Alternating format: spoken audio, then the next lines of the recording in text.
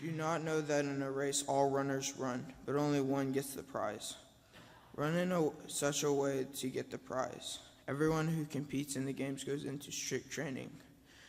They do it to get a crown that will not last, but we do it to get a crown that will last forever. Therefore I do not run like someone running aimlessly. I do not fight like a boxer beating air. No, I strike a blow to my body and make it my slave after I have preached to others. I myself will not be disqualified for the prize.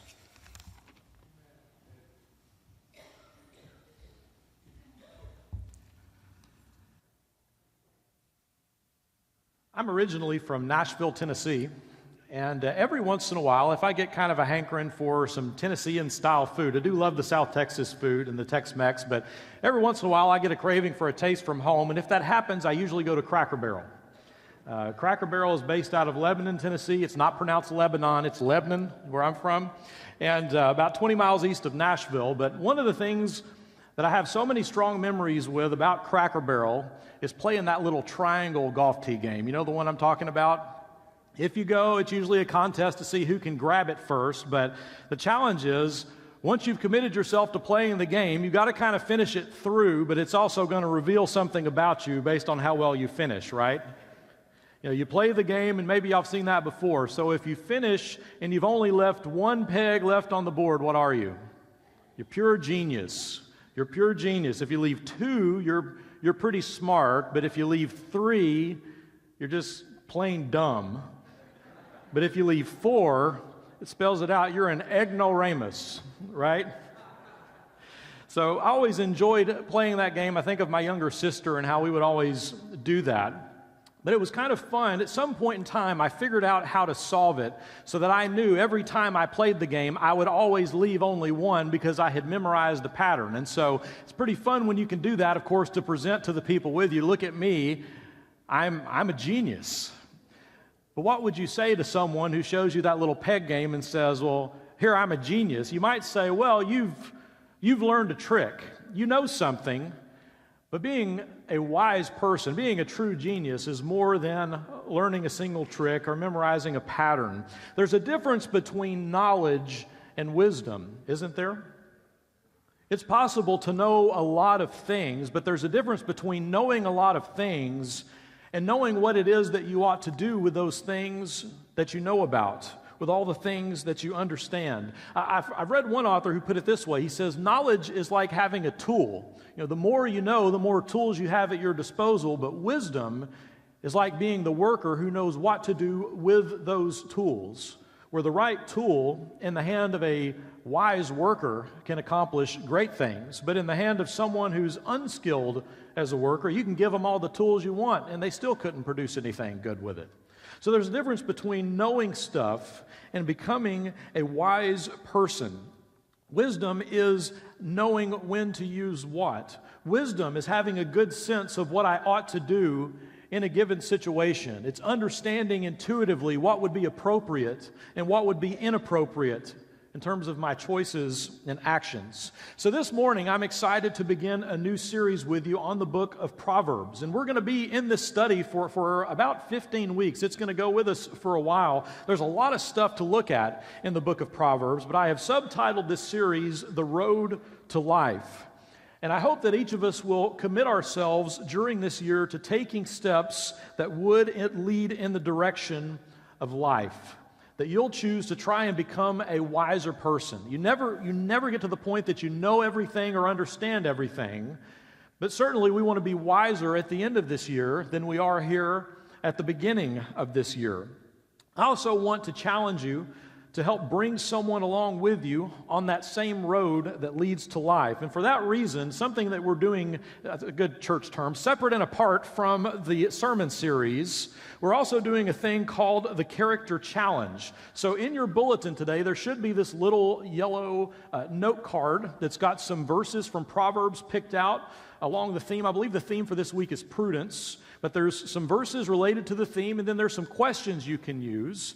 And I just invite you to find someone in your life, whether it's someone you think is wiser than you, that you would like to give you insight, or maybe it's a person that you're trying to reach out to help them along in the journey of faith, or maybe it's that person you've always been wanting to find some way to bring up God to them, and maybe this is a tool you could finally use just to say, hey, I'm going to try and grow as a wiser person this year. Would you like to do this thing with me? It's a little study that we're going to do once a week. Another component of this is that I've got an email list that I'm managing, and Blake, if we could go to that next slide. Yeah, you can find it by going to our church website, the King's Crossing Church of Christ website. There's a quick links tab you can get to and look for the character challenge, or you can just go to that URL there, kingscrossingcoc.com/character. I've already got about 100 of you signed up for my email list. I'd love to have a few more, but that's a great start. But every Sunday afternoon at 2 p.m., you're going to get an email from me. It's going to contain the same content as that note card you got at church, but then it's also going to have some supplemental resources as well. So as I find other things I think would help along the theme, I'm going to add some extra stuff. So I would invite all of you to sign up for that and participate in that one way or another, trying to give you some tools to connect your story to God's story. All of us have probably had someone older than us in life who has helped us along. Some of us have had more of those people than others. I was really blessed with parents and grandparents, and actually most of my life had several of my great-grandparents who were all good role models for me. Maybe you've had someone in your family, or maybe it's just been a wise older friend who took you under their wing and helped you a little bit to figure out what it is you're supposed to do with yourself in life. We all need someone to give us wisdom for our journey. Sometimes we get one type of wisdom from someone who's much, much further along on the journey than us. And I've personally found that some of my best companions for my life journey are those people who are even just 10 or 15 years older than me, who are maybe 1 or 2 steps further than me, who remember what it's like to be me, but also have lived a little bit to know what comes past the point that I am currently. But we all need those people to help us along the way. Proverbs functions much like a love letter from an older generation to a younger generation. In fact, I thought about polling you, and I may do this, but have you ever thought about just reaching out to the older members of a congregation or the older members of your family and saying, you know, if you could go back and talk to yourself when you were my age, if you could go back and talk to your 13-year-old self, what advice would you give? If you were going to make your life easier, if you were going to give yourself better wisdom for a better journey, what are the things that you would pass on and tell someone that they ought to be doing? To a younger person, here are the things that I've found that are truly worthwhile. Of all the many things I've tried, here are the things that actually gave meaning and value to my life. You should make time for these things. Don't worry so much about these other things. This is the function of the book of Proverbs. It is experiential, lived wisdom from an older generation to a younger generation, begging that younger generation to live even better lives, to live lives in greater service of God. One thing I enjoy about the book of Proverbs is that in every generation, no matter what generation of people we're talking about for thousands of years, pretty much everybody reads Proverbs for the same reasons. We want to understand God a little bit better, and we want some practical advice for how to live. And the book tries to address both of those things and has for thousands of years to every generation. My message this morning, I want us to dwell on the first 7 verses of the book of Proverbs. It begins in Proverbs chapter 1 and verse 1, which says, "The Proverbs of Solomon, son of David, king of Israel." Now, there are a number of different collections throughout the book of Proverbs that are kind of categorized and grouped together in different ways. So not all of them come specifically from Solomon, but Solomon is considered kind of the grandfather of all wisdom literature. It all starts with him. You remember as a very young king, as he came into power, he wasn't sure what to do. God came to him in the form of this dream or vision and said, you know, I'm going to give you anything you want. Ask for anything you want. And he could have asked for wealth or for power, but the thing he said was, I really would like wisdom. God, if you would just give me wisdom. This is a great kingdom. How can I ever know what I'm supposed to do? Give me wisdom so that I can be a good ruler. And this is something that pleased God greatly. And Solomon indeed had wisdom to the point that it made him quite famous, and also gave him all those other things that people would ask for. Because he was wise, it did lead to wealth, and it did lead to success, and it did lead to peace and prosperity. But as we look at this first verse of Proverbs, we are reminded that wisdom has to be rooted in life somewhere. As Solomon began writing these ideas down, composing these ideas for us, he knew that he was at a certain place in time, and he came from somewhere. And for each of us, we need to know our place. We need to know who we are, where we come from, because you are somebody. You live somewhere. You're here at this world at a certain point in time as opposed to some other point in time. Someone has influenced you along the way. And so it's good for each of us to be wise about what exactly does it mean to be me. Solomon knew who he was. Do you know who you are? So the author begins by identifying what the material is. These are Proverbs of Solomon. Now he tells us what the material is for. In verse 2, it is for gaining wisdom and instruction, for understanding words of insight, for receiving instruction in prudent behavior, doing what is right and just and fair, for giving prudence to those who are simple, knowledge and discretion to the young.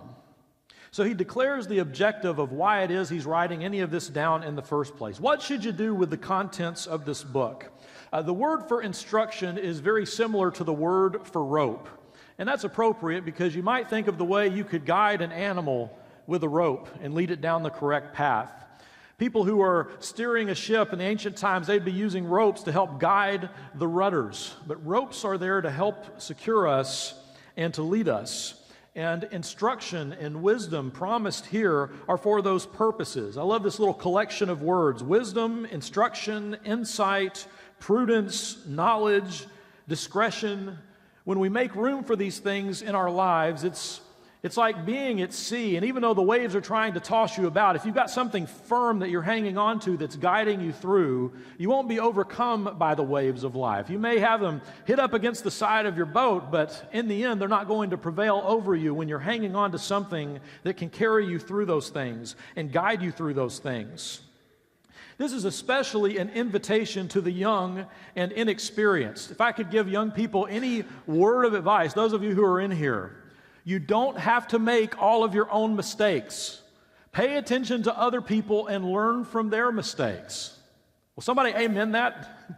I mean, why do you need to do everything the hard way or the foolish way when you can watch people who've done things differently and say, oh, well, I see where that led them.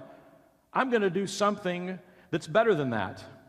I think most parents who've got more than one child would also affirm that, there's a lot of stuff you learn with your first child where you do things a certain way and you freak out about stuff and you want to make sure you get everything right. And the second child comes along and you say, oh, well, now that I've learned a thing or two, I can do this a little different. Maybe I don't need to worry so much about that part, but I could worry a lot more about this other part. With experience comes wisdom. But one of the great benefits of a book like Proverbs, and even the other people that you have in your life older than you, is that if you take the time to listen, they can save you from having to learn a lot of things by your own experiences because you can watch and learn from someone else's experiences. I would add to that, if you're going to pick someone to take advice from, isn't it true, not all advice is created equal. There are people who will give you really good advice, and there are people who have wonderful hearts who give terrible advice. It's worth paying attention to the life of the person that you listen to. Do you actually want to become like that person? As I look at the person who is my friend, do I see the fruit of the Spirit in their life? Do I see strong faith? Do I see character that other people admire? If I see those things, well, that's a person whose advice I should listen to. But there are lots of people who've got plenty of opinions that aren't worth listening to. So it's worth thinking about who it is that we're listening to. He continues in verse 5, let the wise listen and add to their learning, and let the discerning get guidance. For understanding proverbs and parables, the sayings and riddles of the wise. So one of the assumptions in these verses is that even a wise person knows they could always be a little bit wiser. Even the wisest among us is probably a kind of person who's interested in continuing to grow. They want more instruction. They treasure insight. Often Proverbs will talk about how a truly wise person, if you correct them on something they're not doing well or doing inefficiently or maybe even doing wrong, a wise person will thank you for correcting them because it means they can live a little bit better from this point on. These are verses written down so that the wise can become even wiser. But then we get to verse 7. Verse 7 is the motto of all wisdom literature. Again and again throughout the book of Proverbs and in many other collections of wisdom, you will see this theme show up again and again. The fear of the Lord is the beginning of knowledge, but fools despise wisdom and instruction. Until a person understands this, they understand nothing else. There is no lasting knowledge apart from a right understanding of God and a right relationship with God. He reminds us in this verse that God is the beginning of all wisdom. God is the beginning of all things. All the things that we're discovering in science, all the amazing things we're unlocking from the universe are things that God has embedded in the universe in His wisdom. God is the one who put all the wisdom there in the first place. He's the beginning. He's also the foundation of all wisdom. As our Creator, everything builds on Him. He's the beginning, He's the foundation, He's also the source. God is the author of all human history. He's the one controlling where everything is going. And so all things that are wise are going to come from Him, because He's the one who determines the course of everything else. When I have tried studying Proverbs with people who are not Christians, the question I get most frequently about this verse is exactly what do you mean by the fear of the Lord? Because most often that doesn't strike people well. Am I supposed to just be terrified all the time? Why is it telling me to fear the Lord? I thought I'm supposed to have a good relationship with God and love God, and I want to be a good person. So you're saying that to be like a follower of God means I just need to be terrified all the time? I don't think that's necessarily what it means. I would say, for an example, anytime I'm around a police officer, I don't assume that that police officer means me any harm, but I'll guarantee you I'm always aware that they've got a gun. And I often will think to myself, if I did something really, really stupid right now, that person could actually put me under arrest or take my life if they wanted to, right? It's something that's a power given them by the government that they ought to wield responsibly, but just the same, anytime you're dealing with someone who has the power of life or death over you, you ought to have some healthy level of fear and respect for that person. Not that you have to be terrified, but that you acknowledge this is a person who holds power over me. It might be helpful to think about some of the different ways that we can relate to God as ways of thinking of the fear of the Lord. So I'm going to use fear as an acronym, but you might think, for example, about faith. What does it mean to fear the Lord? It means to trust in the promises of God. I have faith that all the things God said are true are actually going to be true. I can look at human history, at the fulfilled prophecies and promises of God, and know that that's the case. But I'm going to be a person who fears the Lord partially by having faith and trusting in the promises of God. Another way that we have fear for the Lord is that we relate to God through our emotions, that we feel love for God, that we connect ourselves to God to the point that if people say bad things about God, I kind of want to defend Him. Like, God's my friend. God's someone who's my companion. He's been good to me. I feel love for God. We relate to God through our emotions. Hopefully, we also experience God with a sense of awe. It's unfortunate that we've kind of ruined the word awesome in our culture, right?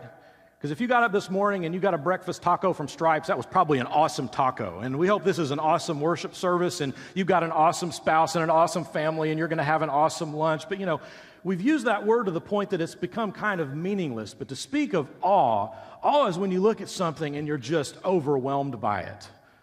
If you contemplate the vastness of God, that you can look at things as big as the universe or get in a microscope and see things as small as the atom and see design and beauty and order and all of these things, God really is the only one who deserves to have that word used of Him. When we say that God is awesome, He inspires awe when we contemplate Him. That's what it means to fear the Lord. And finally, we could use the word respect. That we do have reverence for God. It actually matters to me what God thinks of me. It ought to matter to you what God thinks of you. So to have a fear of the Lord involves all of these different things, that we have trusting faith, we have emotional warmth, we experience awe, we show respect. And to these things, the Lord gives us several good companions. Because we have fear for the Lord, we also experience knowledge, humility, obedience, and blessing. I don't know if you're a fan of The Office, but one of my all-time favorite quotes from The Office comes from Dwight Schrute. He's talking to Michael Scott, his imbecile boss, at a party, and Michael says, "Dwight, what is the most inspiring thing I ever said to you?" And he says, "Don't be an idiot. It changed my life." And he expounds on this, and this is how Dwight puts it. He says, "Whenever I'm about to do something, I think, would an idiot do that? And if they would, I do not do that thing." I mean, if you live by that saying, the world is kind of your oyster, isn't it? I mean, if you can just manage not to be an idiot, that opens up a lot of possibilities for you. But would an idiot do that? And if they would, I probably ought not to do that thing. Proverbs invites us not to be a fool. It's interesting to me that Proverbs does not even come close to showing open disdain for the young. This is not a book that's down on young people. This is a book that's written out of love for young people, inviting them to be wise, inviting them to have a good life. But Proverbs is a book that doesn't have much use for foolish people.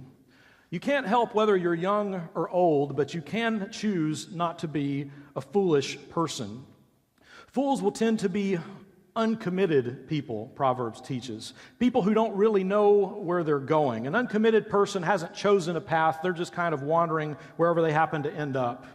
Proverbs describes a foolish person as one who is entrenched in folly, that they can't even really understand where they are. Folly is a word that's going to get used a lot in our study. Fool is a person who's willing to believe anything, doesn't take time to know what advice is trustworthy and what advice would be a waste of time. The fear of the Lord is the beginning of wisdom, but fools despise wisdom and understanding. Only a fool would not be afraid of someone who holds the power of life and death over them. So, to know how to act in the world, you must first know your place in the world. The fear of the Lord is the beginning point of wisdom, to know who God is and to know who you are in relation to God. In reflecting on what you need to do with this idea, I don't make book recommendations lightly because I read a lot of books, but I read one book last year that I just thought was thoroughly worthwhile by a guy named James Clear, and it's called Atomic Habits. And I read a lot of books where I come away and say, those were some neat ideas, or I'm going to write that down and remember it. But this is one of very few books I've read where I walked away from it and like the next week changed the way that I do several things. So it's intensely practical, it's clear, it's easy to understand, and it's all about implementing positive changes in your life. So that's a book I would recommend to you. But he talks about how if we're going to make changes in our life, if you're going to commit to being a wiser person and make some changes in that direction, he talks about some different layers of that change process.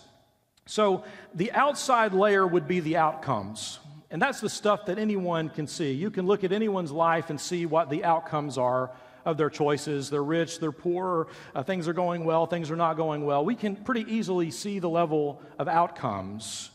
That middle layer is where a lot of people tend to dwell, and that is the layer of our processes. These are our actions and our choices. He puts it this way. He says, do you realize that by every action you take, you are voting for the kind of person you're going to be? So this morning, I'd commend all of you because you're here at church. So at least this morning, you're putting in a vote that you're trying to be one of God's people. And I commend you for doing that. I hope you'll continue to do that. But by your choices, whatever you do when you get home this afternoon, whether you do something productive or you just take a nap or whatever you do with your choices, you're making a vote for the kind of person that you're going to become. And if you want to have different outcomes, you've got to have different processes. So, for example, if you've got a problem with smoking and you're wanting not to get lung cancer, you need to start addressing the process of how it is you deal with stress or whatever it is that motivates you to smoke, because otherwise you increase the likelihood of those things. If you want to increase your chance of financial stability, You've got to stop spending more money than you're making. You don't need to keep incurring debt. You need to start saving money for at least emergencies and preferably also for retirement. So our processes ultimately change our outcomes. And we can do a lot of good stuff in our life at that level, but it's really that middle level that we've got to get to if we want for changes to stick. That core layer is our identity. So James Clear recommends that rather than starting with the question of what or how, so not just what do I want my outcomes to be or how am I going to do it, the question you should begin with as a person is the question of who. Who is it that I'm trying to be? Who is it that I want to establish myself as? Because for Christians, in fact, you might think, for example, about, you might be a person who enjoys doing nice things for other people. If you only do nice things for other people because you're hoping they'll say something nice in return, the first time they don't appreciate you, you may get discouraged and stop. But if you go to the core level and say, I believe in doing nice things for people because I am going to be a kind person. My goal is to be a kind person. That is my identity. I'm going to be a kind person. Irrespective of how people respond to me, that's the course of action that I'm going to choose for myself. He says the same thing about making efforts to quit bad habits. Rather than just saying all the time, well, I'm trying to quit smoking or I'm trying to do this, and you're staying at the level of actions. He says go a level deeper and just say, you know what? I've decided I'm not a smoker anymore. On the positive side of that, it'd be the same thing to talk about deciding, well, I'm going to try and train for a race, and I'm going to try and prepare for this, versus saying, from here on out, I'm going to be a runner. And I'm going to start doing the things that runners do. So in the morning routine, I think about what would a runner do first thing in the morning? What would a runner eat for breakfast? What would a runner do on their lunch break? What would a runner do after they get off of work? You can start applying all those things of identity, but think about yourself as a Christian. If you're going to grow as a Christian in such a way that those changes will last, think about how you can make Christ really become your deepest level of identity. That for this year you would say, above all else, I am going to be a Christian, and therefore I am going to do the kinds of things that a Christian would do. What would a Christian do first thing when they wake up in the morning? Well, that's the kind of thing that I'm going to do. What does a Christian do as part of their routines? Well, those are the routines that I'm going to have. How would a Christian be interacting with their family? Those are the kinds of things that I'm going to do. So often you get late at night, maybe your kids are having a rough day and they're stressed and you're tired and you don't feel like it, but when you ask that question of, right now this is a child who needs a Christian parent to respond in a certain way. So even though I don't feel like it, because this is who I am, here's the kind of person that I'm going to be. Begin with who. Who is it that you're trying to be? Proverbs invites us to understand that we are God's creation and that we need to orient our lives in light of that truth. So many people approach life asking one question when they should be asking a different question. The question that most people around you would ask, if they're thinking at all about their life, they might be asking the question, what do I want from life? What do I want from life? What do I hope to get out of life?